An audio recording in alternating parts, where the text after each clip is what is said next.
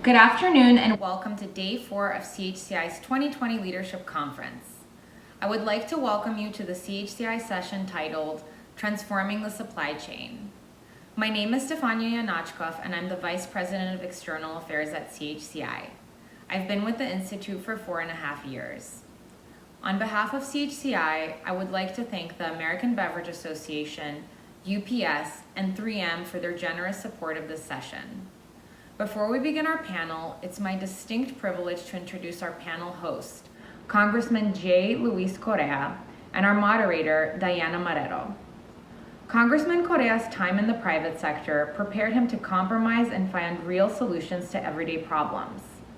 He continues his fight to give everyone access to the same opportunities that he had. Congressman Correa is committed to working across party lines to strengthen the middle class and give everyone a fair shot at the American dream by investing in education, healthcare, and our fading infrastructure. This panel will examine how manufacturing adapts in a time of crisis and consider facts such as employee safety and retention, complex designs, regulatory approval, intellectual property, R&D, distribution, and supply chain management. To help us moderate this important and timely discussion, we're delighted to have an award-winning journalist who began her career at the Miami Herald and later served as the acting Washington bureau chief for the Milwaukee Journal-Sentinel, Ms. Diana Marrero. Diana is an experienced communications, advertising, and marketing executive with years of experience in media, events, partnerships, and business development.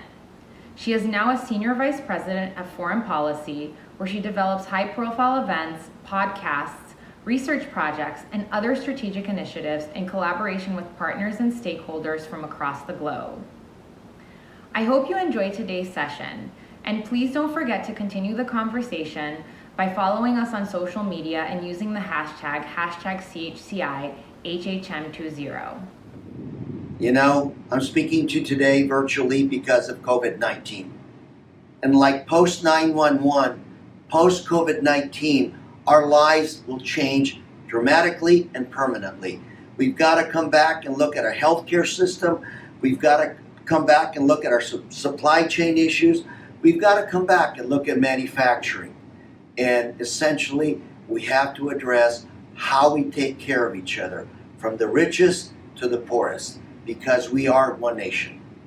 A lot of work to do, but again, congratulations CHCI for another great event. Let's work together and let's get busy. Thank you very much.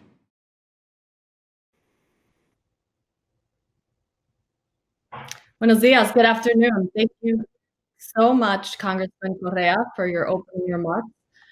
I'm so excited to be moderating this conversation here today as part of CHCI's Our Voice, Nuestro Poder Summit. Not only is the topic transforming supply chains timely and relevant amid the current global pandemic, but the two panelists we have joining us this afternoon couldn't be better positioned to help us understand what's happening right now around the globe and what steps the public and private sectors must take to meet the supply chain challenges we're all facing.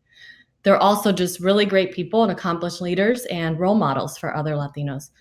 A few housekeeping notes before we begin. We want to make this conversation as interactive and engaging as possible, so please feel free to join the discussion on social media using the hashtag CHCI2020. And you can submit your questions via the Q&A feature on the screen. Please make sure to pick room C and submit any comments you may have in the chat there as well. And I look forward to hearing from you throughout the program. We're in for a fantastic conversation, so let's dive right in. Maria Luisa, we're going to start with you. If you can please introduce yourself, tell us what you do now, how you got to where you are today.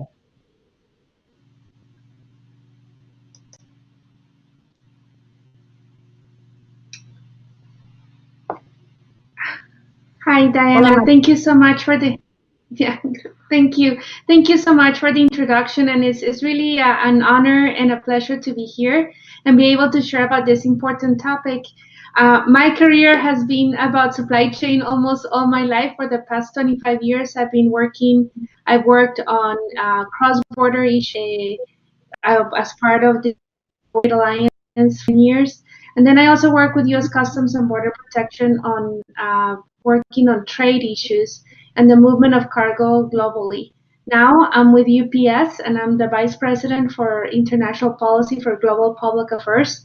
And my responsibilities include working on supporting our government efforts in Latin America, leading our efforts on how do we help to make it easier and a regulatory process for small businesses around the globe. And I'm very proud also of one of the key projects that I'm leading with Women Exporter Program, where we are enabling women entrepreneurs around the globe to enter international trade. So today's topic is very important for us, and thank you so much for allowing me the opportunity to join. Thank you, Maria Luisa. Omar, you've had a very interesting and accomplished career yourself, and you're now at a company that's intricately involved with many of the issues we're going to be discussing this afternoon. Tell us about yourself and what you're doing with your free time these days.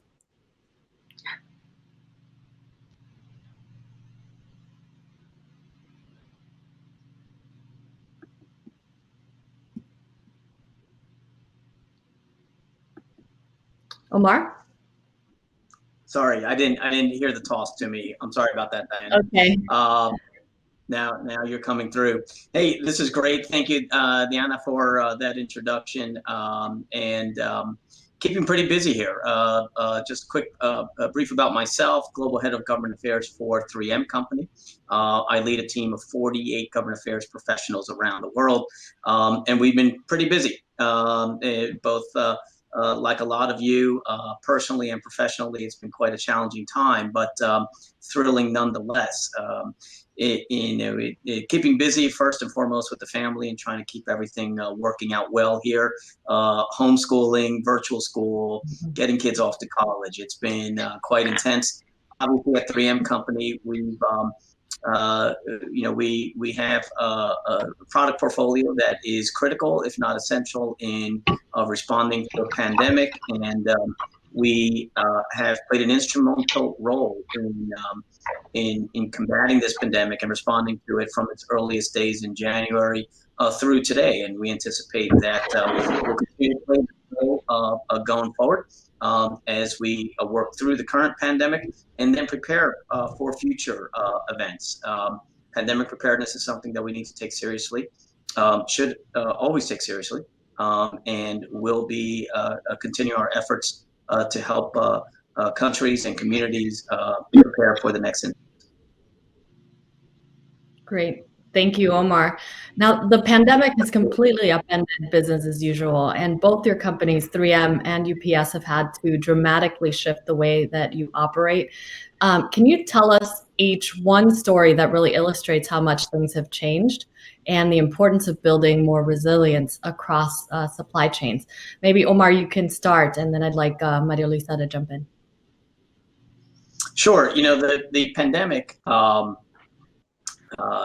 first started shutdowns and closures, both staying at home and also that there's challenges with continuing to operate businesses. And so we worked with governments, again, from the very beginning with the governments in municipal and local governments in China and the central government in China to try and balance out essential worker status, essential operations to continue that supply chain. And we did that throughout the world, ultimately into the United States, Latin America, Europe, and the Middle East.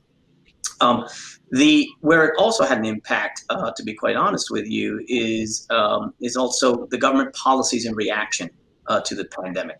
So not only did you have sort of constrictions in manufacturing and operations, ability to transport and deliver, but you also had trade barriers and regulatory barriers that really inhibited the movement, at least from our perspective in PPE, particularly respiratory protection around the world. And so we worked quite closely with governments, helping them to understand the situation, the landscape, and then collaborating and really partnering to try and remove these barriers and keep the flow of goods moving for these essential materials, whether it was respiratory protection, cleaning agents, wipes, you name it. We were intimately involved in a lot of that. Great, thank you. Maria Luisa, I know you're having some connectivity issues. I hope you can hear me. If you can you jump in and tell us a story or two about how things have really changed just in the span of a few months. Of course, Diana. I think maybe three things to start with. As you were asking the question, I was listening to Omar. First and foremost, the number one priority for us, of course, was keeping our employees safe. And I think, like Omar was saying, it really was. Our first priority as we started to see the pandemic started, of course, first in Asia. So we started seeing the changes as it was moving throughout the world and making certain that our employees were safe and that we took all the precautions necessary. And that was, imagine thinking all the logistics internally, right? And go through all the training. We employ over 500,000 people around the globe. That was one area that definitely we were ready and we applied it, but it was needed to do right away. The second one, I do wanna maybe one story that we learn is sometimes the need for better coordination between the federal, state, and local level governments. We had a situation in a country where we had a plane going with emergency with protective personal equipment ready to be delivered in that country, and the plane left. The plane landed, and the federal government of the government where we were going had agreed to receive the equipment. We have permission. We are essential service, but they forgot to communicate with the local city to allow our employees to make it to the airport to unload the plane. And so the plane had to return because there was no one to unload the plane. That's something that, as we will talk throughout the conversation, that we learn, and Omar was mentioning, we really need to have, we are learning about what do we need to coordinate and what are the lessons learned and how can we do better, because as we're keeping our employees safe, as we're making certain that we are delivering the goods and connecting, that we have a seamless process to make certain that things are not stopped. And then the last one, just because of the amazing situation of now doing everything digital, like we're doing this conference right now. To give you a sense, we do webinars that we provide for small businesses, small, medium-sized businesses. Before the pandemic started, we had maybe 400, 300 sign up. When the pandemic started, we have reached almost 15,000 businesses that have signed up to get training. And I think that's another angle we're not going to discuss today, but definitely the opportunity for businesses to get better trained and be able to learn something as they pivot and adapt to this situation. Thank you, Maria Luisa. Those are incredible stories. Omar, did you want to add something?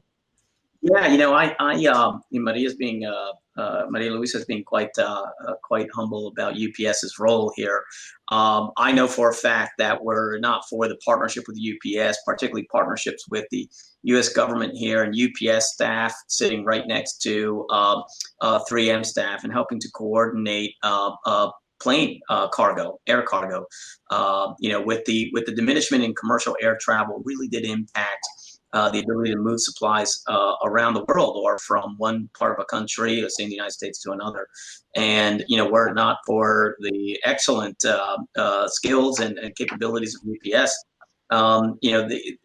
these goods would not have made it around. And the point that Maria Luisa made about government coordination with the private sector, and then all levels of government from state and local to national governments, truly important. And one last comment that I'm sure Maria Luisa would agree with is that this is kind of like flying the airplane and building it at the same time. No matter how much you can prepare for a pandemic, you're right in it at that point, and it does require decision making and figuring things out and looking for solutions. And that's really where society rises to the top and works together to figure things out and bring to bear the great capabilities and innovations of a lot of companies, whether like my own, UPS, or so many others.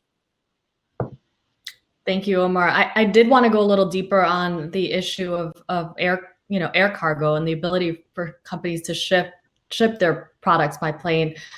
We've seen really diminished air capacity, and Maria Luisa, as Omar stated so eloquently, UPS has played a major role in grappling with these issues. Can you tell us a little more about what you're seeing in the air and on the ground? And, one question that I'm sure we're all starting to think about as you hear about bicycle shortages and concerns about shipping delays, are we going to be ready for Christmas? Yes, we are. and Diana, that's a great question. I think let me explain a little bit and put into the framework the impact on the capacity, right? A lot of cargo is moved through passenger planes, and of course, through our industry, we are the third largest air cargo airline in the world. And what happened with the pandemic is we saw a lot of passenger planes being grounded, so they couldn't carry cargo. And at the peak of the pandemic in April and May, we saw our capacity go down almost 54%, meaning that there was less capacity to move cargo around the globe, around the air. We had to adjust as a business. And I do want to say thank you to Omar for giving us a shout out. We're very proud of it, and we don't like to talk much, but we had to really put our brains together as the express industry as a whole, put their brains together on how do we adapt that. Now, as of last month, I can tell you that our air capacity still gone down by 27%, so it's better than when it was at the peak of the pandemic, but it's having an impact. The second thing that people might not realize is a lot of the protective personal equipment that is needed around the globe usually moved through ocean. And because it was urgent and needed around the countries, it started moving via air. And that reduced the capacity because, of course, that took priority for all the planes to move the protective equipment and support all the countries around the globe. In our country, of course, all the states, all the cities. So our network, not only from the plane, but also to the trucks connecting, that also was a reduction of capacity.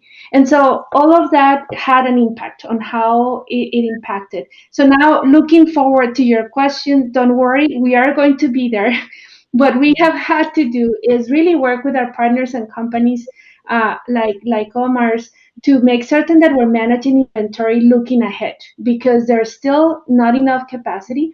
The PPE equipment, we're seeing a movement back to ocean because countries have replenished, but still it can change anytime, right? If some countries required more than others, and so that's a challenge that we are seeing, but we're preparing right now. For example, we had to hire 40,000 people during the pandemic to keep up with the volume and what we saw, and we're hiring 100,000 people here in the U.S. for the what we call our peak season to be ready for the holidays and Christmas in December. Great, thank you. Now, before the pandemic, I think many of us might have known 3M for its Post-it notes, and now I'm sure that all of us are aware of your N95 mask. But 3M, literally makes thousands of products. Omar, how have these dramatic supply chain shifts affected a company like 3M? Sure, great question, Diana. And we have 55,000 products. You're absolutely right, and at least a dozen within inches of everyone watching this panel discussion today. Our innovations, our technologies, our applications are truly mind-boggling. I learn something new every day. I'm really glad to hear about Christmas season. Diana, great question to ask because I want to make sure I get my alfajores and pasteles on time for the holidays. That's really important to me. But on the supply chain shifts, look, the way my company, I think a lot of companies have designed their supply chain is really to be region for region, local for local, especially when it relates to PPE and the N95. And so you'll have production in the U.S. and U.S. has always been 3M's largest center of production for N95s. But you also have to have the ability to export, right, and shift and move, particularly with a pandemic, really trying to be able to focus on where the need is the most as we manage through a surge in capacity and a shortage situation. To Maria Luisa's point, a lot of the cargo is moving by sea now because the urgency of moving the deliveries as quickly by air has relaxed just a bit as additional supplies are coming on, and the demand is not down, but it's flattening a bit. And so governments, communities, hospitals, businesses are able to take a bit of a breather, stockpile, prepare for what could be a second wave in the fall or later this year, whether here or abroad, and as well as accommodating a lot of the increase in production that is coming on. I mean, 3M is increasing by more than 200% its production in the United States. Will continue to produce around the world and increase that production. And we know that many other companies are investing in the United States to produce N95s and other forms of PPE. So it's going to continue to improve, particularly as we get the pandemic under some type of management. Great, thank you. And this is for both of you, and kind of dovetailing on your comments now, Omar. Companies are really shifting the way they manage their inventory. I think there's a little bit of a move away from the just-in-time inventory production philosophy that had been in vogue. Can you tell us a bit more about this and why this should matter to all of us? Sure, and I think Maria Luisa may have some additional thoughts on that point. It's one moving. Stockpiling is really important in a lot of cases, and I think in terms of PPE, what we have always counseled is, in particular with the N95s, is the role of the stockpile is to be there for use to bridge between the start of an incident, an event like a pandemic, and the ramping up of additional capacity. 3M has always maintained surge capacity. It's something we've invested in, an important lesson learned from SARS. And we had reserve capacity in the United States and in other places around the world that are manufacturing. So as that comes online and we take additional steps to increase that production, the idea is you rely on a stockpile. A lot of countries and communities had stockpiles, but a lot did not.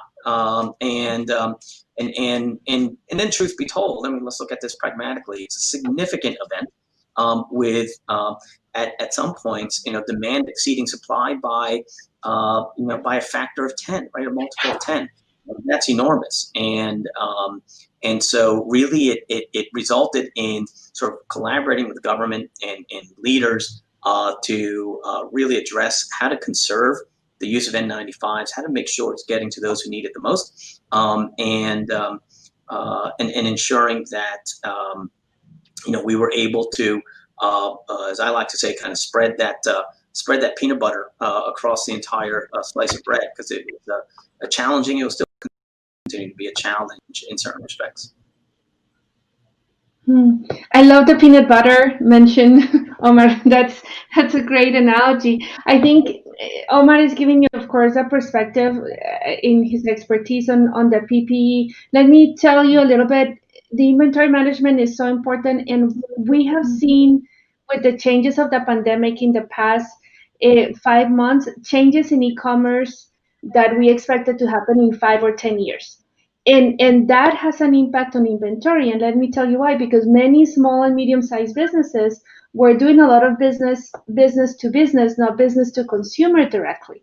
And that was a challenge because even though they had a digital presence, they were not doing the full bulk of their business digitally. So they were handling the inventory with what was expected from the big companies that were buying whatever they were selling.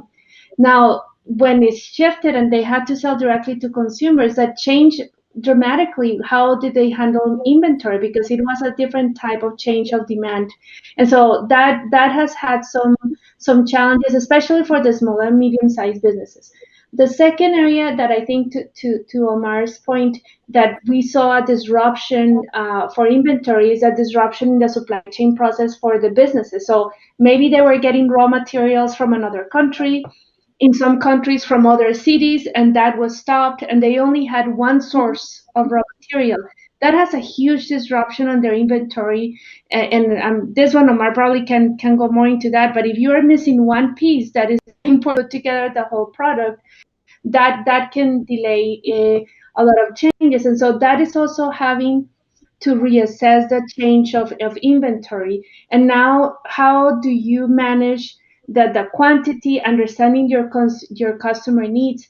That's why, for example, at UPS, we're seeing a huge growth. We have um, one service that we provide of warehouse to go for small businesses that they needed to better manage and be more flexible on that supply chain changes. And it is a lot of understanding how does that impact your cash flow, your payment process, and if you're dealing directly with consumers. So definitely we have seen a change. We need to care as as as as customers and as businesses, because there has to be better planning. There has to be, we have to help inform better our decision makers how decisions have an impact on these processes, without even them realizing, right, that this might be an impact. And the third one, we have to continue educating businesses on how to manage better and prepare for if another wave comes, right? How do they manage better that process? Thank you, Maria Luisa. Now, in just a few minutes, we're going to start bringing in some questions from the audience. So please remember to continue to submit your questions via the Q&A feature on the screen with the drop-down room C. So, just to continue on with the conversation for a few more minutes, one of the problems we've seen during this crisis relates to, and some of you have, both of you have brought it up already, this patchwork of regulations that exist across global supply chains. And I think, we should put a finer point on these issues, because although it's not a new situation, I think we can all agree that these complexities and differences in regulations across borders have really hurt the ability of the private sector to shift gears and, deal with the pandemic in real time. So, Omar, can you share a particular story? I think you were telling us earlier about how these different regulations can really affect the availability of essential products at a time when we all need these the most. Yeah, there's a variety of examples, Diana, and that we can dig into. Just take it at a higher level. Let's look at the North American sort of market area, right? That USMCA, NAFTA 2.0 seeks to advance, right, and to grow further. Well, what we learned in this pandemic period in the spring was that the harmonization or convergence of regulations around essential business status, of just that issue alone, and how to operate safely and continue to have the important goods and components that need to be manufactured in an integrated system that we have between Canada, the United States, and Mexico. And what we quickly learned was that we needed to work with government, partner with government to help understand and define what is an essential product, what is a critical or essential business manufacturing, and then have a set of rules. And then, of course, the oversight, right? Insurances for worker safety. As Maria Luisa said, I mean, companies like 3M and UPS, many of us were really focused first and foremost on the safety of our employees, but then also being able to manufacture those goods that were needed, whether it was the N95 or some other types of components. And what we realized was that there was serious disconnects between the three countries, and disconnects between their central government and the local government. And that's the way federal systems work. We get that. But it was an issue that needed to be worked through, and took some time and care and feeding. And looking back on it, perhaps there's ways that we can address these challenges through policy so that we don't have to revisit the same challenges in the future. Other challenges, regulatory agencies do prescribe the type of N95s, different models to be used and in what circumstances or settings, and how to import and certify them. Well, when you're trying to really diversify the product mix and ensure that certain models that are critical let's say in the surgical theater, but may not be needed outside the surgical theater, that you ensure that the regulatory bodies, the competent authorities, are realizing and recognizing that there is a shortage situation and are able to update their regulations to ensure and to conserve the use of the different types of N95s. And that continues to be an issue today. We're working with some countries that have recently adopted changes that really do inhibit the ability to be flexible and move around different types of N95 models. Thank you, Maria Lisa. As someone who works for a global logistics leader with tons of experience in navigating this patchwork of laws and regulations, can you give us an example or two about how these differing regulations between countries have affected and your operations and can affect supply chains broadly? Yeah, Diana, thank you for the question. I think the biggest concern, I'm sorry, I think my okay. I think the biggest concern has been with customs regulations, where we go into different countries, and unfortunately for some countries, there was like a knee-jerk reaction that impacted the movement of cargo. So they will do a blanket announcement of, we're going to stop everything that comes from X country or any product. And so we did have situations where we had to sit down with the customs authorities and had a better, or sit down with them and explain what will be the impact, how can we better provide information and help them understand that movement of cargo can be done efficiently and safely.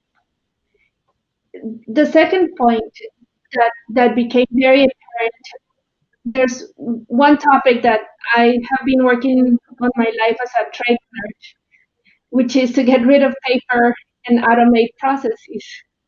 And the pandemic has really brought to attention the challenges that we have in many countries that still use paper to move and clear customs in their processes. And so this has really maybe accelerated the dialogue with the countries to make certain that they automate, provide transparency to their processes so that can help better their supply chain. Maria Lisa, that's a perfect note to add. We have an audience question about technology and how technologies are enabling the supply chain to be more adaptive to COVID-19. How can those technologies be used in the future in supply chain management? Maybe Maria Lisa, you can start. Yes, so technology is going to be very important from the perspective that technology is going to allow us to better do risk management, and that means analyzing information and data in advance when goods are moving across the supply chain, so government agencies can make a decision in an effective manner and allow goods to move. Specifically, for example, if we're talking about vaccines, that's going to be very important. If government agencies have in advance all the information that allows them to do their assessment and understand that this is a safe process, then they're able to allow clear the goods to move faster, especially with a product like a vaccine that is going to have a very short short life health period. I'm not using all of English. But that is going to be important, and that is done through technology. The second part of technology is when it goes to the interaction of businesses with their customers. That transparency and interaction with the customer is going to be very important. And if there is less, if there's going to be more digital connection, that is going to be a big challenge.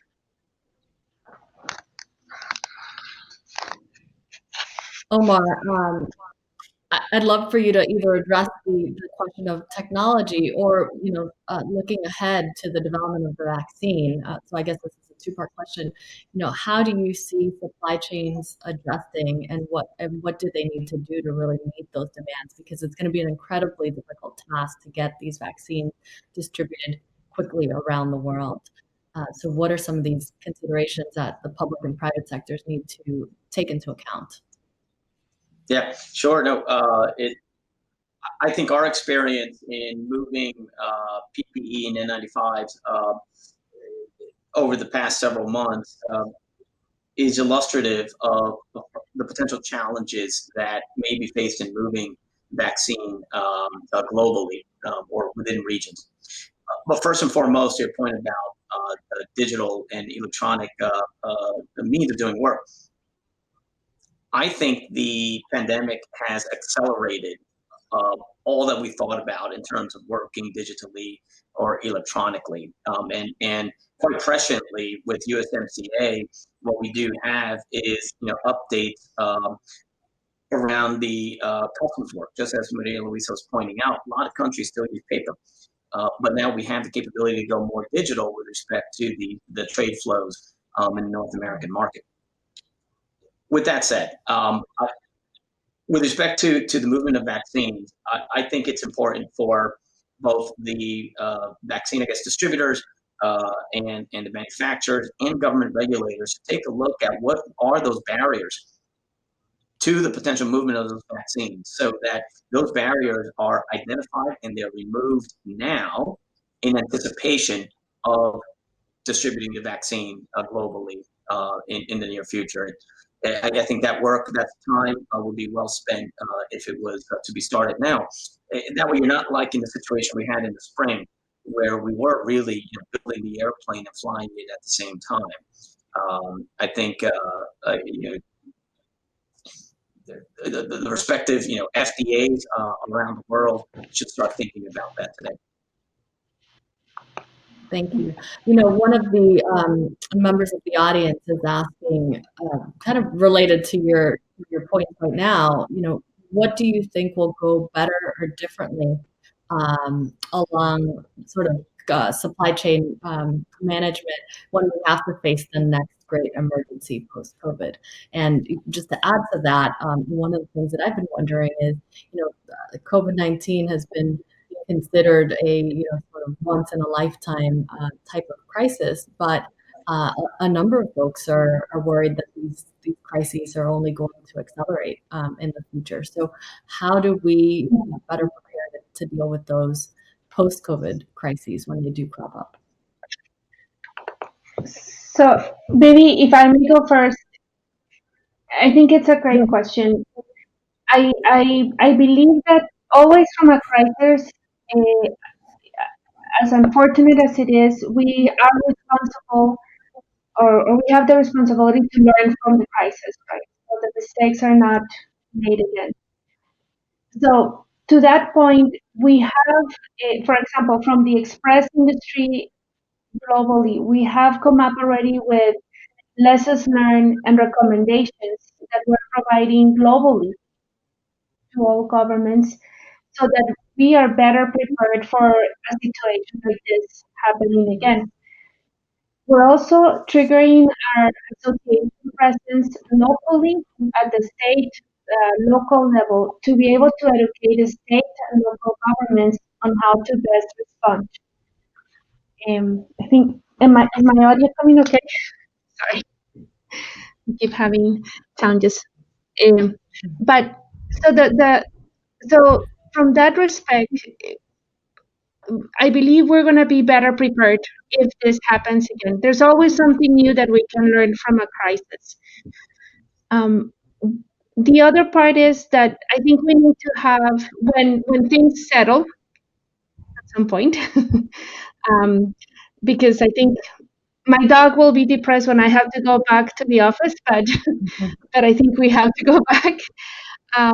But when things settle, it will be good to look back and better understand how do we better communicate response. And from a supply chain perspective, how do we better prepare businesses to handle inventory, technology, and their interaction with government authorities? Thank you, Maria Luisa. Maybe we could stay with you for a moment. We have another question that came in about these related to the patchwork of regulations that we were just talking about earlier. And I thought the question was quite interesting, and that is, how can regulations in one country have a ripple effect on other countries' supply chains? That's a great question. I'm sure Omar also has a opinion on that one. Huge regulations, and one of the challenges that we're facing right now is working with the different global organizations, like the World Trade Customs Organization, or the WTO or the WCO, to really educate governments about the impact that has. Because let's say, for example, you have an ingredient or a raw material that comes from Mexico, another one that comes from Canada, excuse me, I'm going to say North America, and Mexico or Canada changes the regulatory process and it delays it 1 week. Then you no longer can produce the product that you needed. Now you have to tell your client that you're going to be late selling that product, and you may lose that account. And so that's why it's so important to have a consistency in the regulations around the world, consistency of what information is needed. And I love that Omar mentioned USMCA, because from a trademark perspective, Chapter 7 on USMCA is looking to bring that consistency of compliance and approach between the three governments. And so it is very important. And if we look inward, taking advantage that we have members of Congress in this conference, it's up to us as an industry to also share with them how their decisions have impact internationally and to the supply chain. Mm-hmm. Omar, maybe you can address that question and another question that just came in, and it's related to that. Do we foresee any major policy obstacles in regards to the U.S. supply chain, such as changes to the U.S. Postal Service? Sure, I'm just making a note here. So I want to address the one about preparation to, a couple of thoughts is the pandemic that we have now is ought not to be surprising. I mean, since 2000, I mean, we've had avian flu, we've had MERS, we've had SARS, and there were lessons to be learned in each one of those incidents. As I mentioned earlier in this discussion, my company has consistently, regularly advocated for pandemic preparedness and disaster preparedness. Not just with respect to respiratory protection, but a lot of other forms of safety. Going back to 2006, 2008 time period, we were quite involved in sort of looking at how the United States could be better prepared for these types of incidents. So this is something that we have a great deal of expertise in, and are happy to share it and help in planning and preparations. In fact, last summer, I gave a presentation to the National Association of Attorneys General on disaster and pandemic preparedness, just to drive the point that we can be prepared for the next one. We're always learning and experiencing the current crisis, but we can learn from that and try not to repeat some of the same errors. So what we have launched, and in fact launched only yesterday on the margins of the United Nations General Assembly virtual meetings, is an effort to promote stockpiling and educate about the importance of stockpiling and how to help governments to plan for stockpiles. And that is happening. There are a lot of governments now approaching 3M and our peer companies about how to develop appropriate stockpiles. And we're happy to engage in those discussions and help develop both the budgetary and policy frameworks that are needed for that. When it comes to also what we learned is medical worker safety. And so 3M is also launching an effort to help educate and inform policymakers around the world about preparing for medical worker safety in these types of episodes.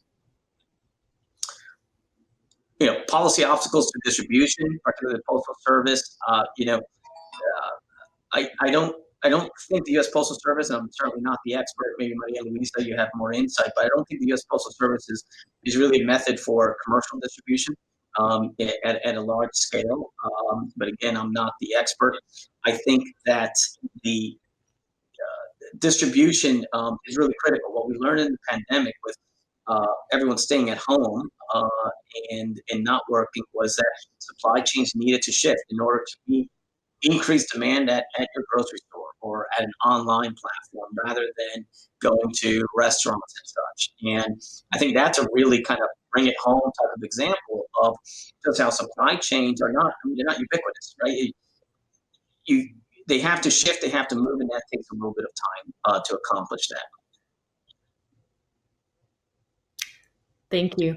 I did see a few questions come in asking about the relationship between your companies and the Latino community, opportunities within your sectors and your fields for Latinos. And I would be remiss if I didn't note that we're in the midst of Hispanic Heritage Month.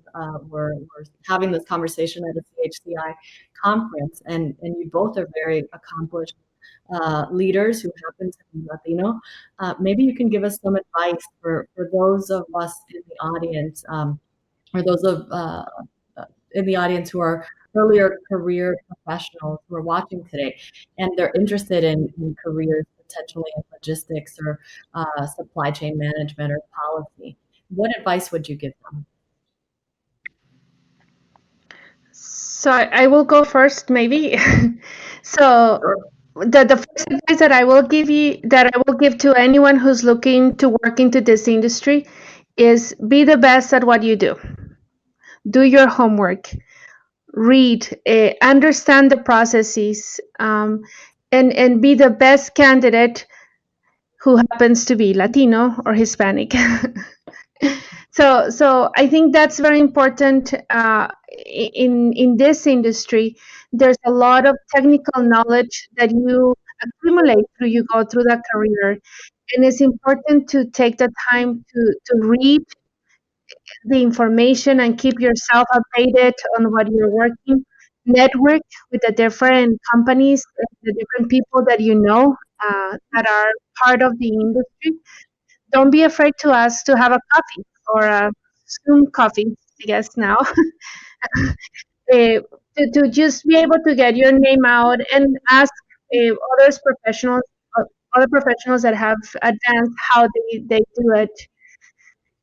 And then there's a lot of need for Latin America, and I'm going to go more from Latin America to have a a good support network around the world and here in the US of people that understand the Hispanic culture, the Latin culture, and work in logistics and supply chain. Because then you can explain why in some countries in Latin America they might be late at a meeting, or why you will do more business during a cafecito or other drinks than in a formal meeting. I mean water. Don't think anything else. Okay. Yes, I didn't say tequila. That's a joke. Eh, so it's important to for us to think about that, and you can tailor your subject matter expertise to be able to help and grow that area of work. So I'm here to support any young Hispanic younger professionals that are listening to us, and count with my support however I can help in your career. Someone helped me when I was in your shoes, so thank you. That's great. I'm Maria also Luisa, getting. I was going to say, Maria Luisa's LinkedIn is going to light up in a couple of seconds. Getting Go a ahead. few questions about jobs that are somewhat related. will we see an increase in certain jobs holding beyond the pandemic? I think that's a question more for Maria Luisa, as she was recounting how UPS is beefing up their workforce. But relatedly, on the flip side, there are questions about automation and how that might affect jobs and transportation and what impacts that might have on the Latino community. So, Omar, maybe you can take that first, and I would love to hear Maria Luisa's thoughts as well. Happy to. And I think that a good starting point is pick up where Maria Luisa left off, which is in developing and thinking about any career, do what drives you, do what is passionate for you, because you have to work hard at it and dig in and know what you are doing. And really to power through that, you've got to be passionate about it. You've got to understand your networks and not just having relationships and knowing other people and having a good friend network. Learn from them and you generate ideas. I'm doing today, and I think it's a fabulous job. I think I might be the only Latino, or maybe one or two Latinos in the Fortune 90 companies that is managing a global government affairs team. So it definitely is possible in a lot of companies to reach what you strive for and take new paths that you never thought were open to you. That gets to the jobs of the future, and that's actually something at 3M that, from our CEO on down, we think a lot about the future of work. What does the future of work look like? What are the skills and learnings you need to do today? I know probably everyone on this discussion here hears a lot about coding. Well, I don't know how to code, but I'm making sure that my kids here learn a little bit about that, so they have some flavor for it. If you like playing video games, maybe you like coding. I don't know, but when you look at what are the skills needed for the future, it certainly is high skilled and an aptitude for understanding machinery and the way machinery and digitalization work together. The factories of the future are pretty sophisticated. And at 3M, we have what's called a MAP program, but this program is about teaching at the high school level, even those skills that you need to work in the factories of the future and factories at 3M. That's if you want to do that. But if you want to be involved in areas of expertise like supply chain management or logistics, the law, policy, accounting, finance, there are paths for it. You just have to really know that that's what you want to do, dig into it, as Maria Luisa said, be good at it, dedicate it, be an expert, and then work hard and work hard at just achieving for your ambition. And it's not bad to be ambitious. It's helpful because it motivates you, I think, to try and achieve what you ultimately want to do. Thank you, Omar. Maria Luisa, why don't you weigh in, and we have time for one last question from the audience after that. So Maria Luisa, if you can keep your answer brief. I will say, in regarding the technology, automation and technology continue to evolve. In the case, for example, of UPS, the most important asset that we have are our people. And you can never replace customer service, and you cannot replace a smile, a friendly response, because that continues to grow business. And so for us, we look at technology as a multiplier of how do we become more effective and efficient, and be able to also understand what are the skill sets that we need to provide to our workforce that allows them to use the technology so that we can continue to grow and provide the best service possible. For the Generation Z that is probably listening to us, and the younger millennials, they are growing up in technology. And I think what we see, one of the biggest challenges, or one advice that I will give, is to make certain that they do their homework and read all the sources before making a decision or communicating, because that is the one thing of technology that sometimes takes away the time or the possibility for you to assess and do a better a better homework or do better homework in terms of what is going to impact your decision. And that is going to impact the workforce. Thank you. So we have 4 minutes left, and I want to be mindful of the time. I'd like to combine the last question from the audience with your parting thoughts. The last question was around success stories. If you can share maybe as a parting thought for us to take away from this discussion, if you could frame that in sharing a success story that you can help us all relate to what's happening and leave us with some hope for the future. Maria Luisa, why don't you go?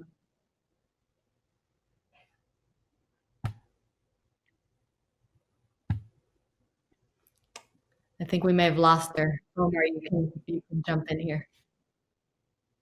Sure. That's it's actually a tough question because there's so many things that I'm thinking about right now with respect to success stories, and hopefully I pick a good example.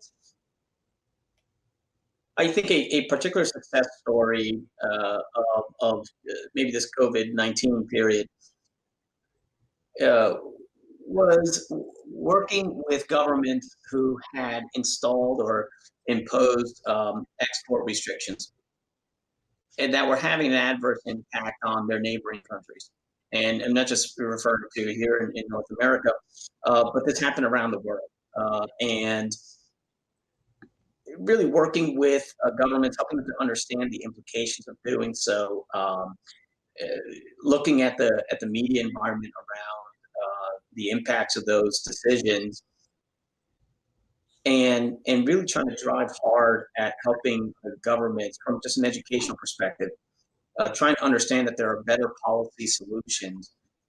Ultimately, these export restrictions were rolled back or alleviated to some degree. Recently speaking with a few ambassadors, there's a recognition that perhaps those policy decisions that were taken were not really the right course and didn't advance ultimately what needed to be done to address the pandemic. And so the success story there is knowing that upon reflection, those policies were not the best courses. And so as we look to other types of crises, that there potentially could be better solutions than restricting a neighboring country from being able to have the PPE they need in order to protect their hospital workers or citizens from the spread of the pandemic. Great. And I understand that Maria Luisa is back online. If you can share maybe a success story or a word of wisdom with the audience.